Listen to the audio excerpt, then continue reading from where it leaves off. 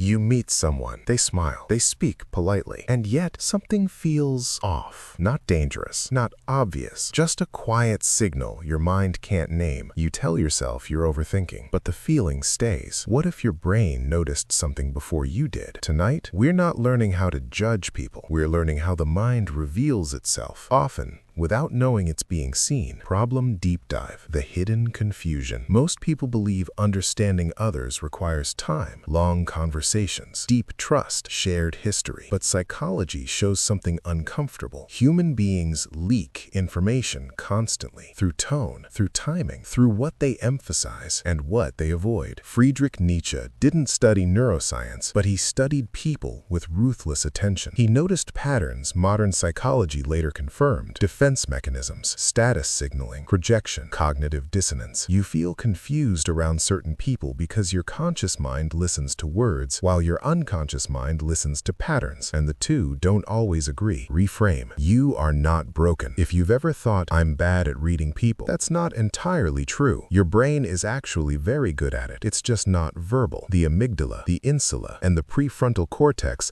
are constantly running simulations. Is this person safe? Predictable? Threatening? Emotionally stable? Nietzsche believed discomfort around someone was often clarity, not confusion. You're not paranoid. You're pre-verbal. Psychological mechanisms. The mind as a mask. Nietzsche's first psychological truth: people reveal their character through what they defend. In psychology, this is called ego protection. When identity feels threatened, the brain activates defensive narratives. Watch what someone justifies too quickly, what they explain without being asked. Defensiveness is not strength, it's cognitive alarm. People hate in others what they fear in themselves. This is projection. The brain avoids self-threat by exporting it outward. The loud critic, the moral crusader, the constant accuser, often fighting a mirror. Excessive kindness can be a control strategy. Neuroscience shows humans seek predictability. Overgiving creates obligation. Obligation creates leverage. Not all warmth is safety. Some of it is strategy. People reveal priorities through irritation. The brain reacts fastest to value violations. What annoys someone reveals what they protect. People show their true self when they feel superior. Power reduces empathy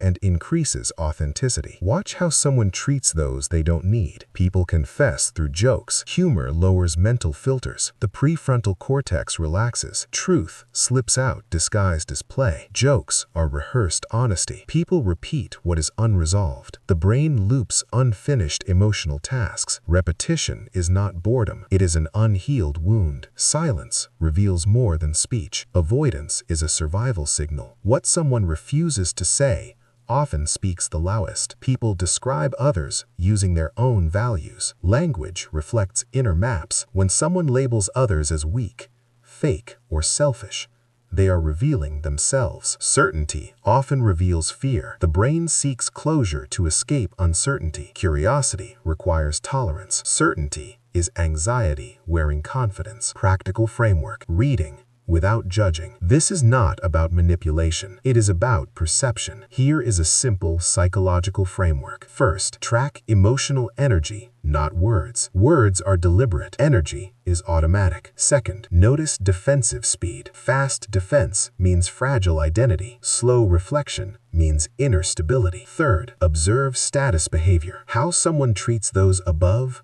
below, and equal reveals integrity. Fourth, identify repeating themes. The brain reuses what it hasn't resolved. Fifth, separate signals from stories. Let patterns speak before interpretation begins. Integration. One simple mental model. Imagine every person as a house at night. Some windows are lit. Some rooms are locked. Some lights flicker when you pass. You are not breaking in. You are not judging the furniture. You are simply noticing where the light stays on, where it shuts off, and where the house reacts to your presence. Nietzsche did not teach suspicion. He taught attention. Psychology confirms this. The calmer you observe, the clearer reality becomes. Quiet, empowering close. You don't need to read minds. You don't need special intuition. Your brain already knows. When something feels off, don't rush to explain it away. Sit with it. Understanding others is not about control. It is about clarity. And clarity is a form of peace. If this way of seeing resonated with you, take a moment to subscribe.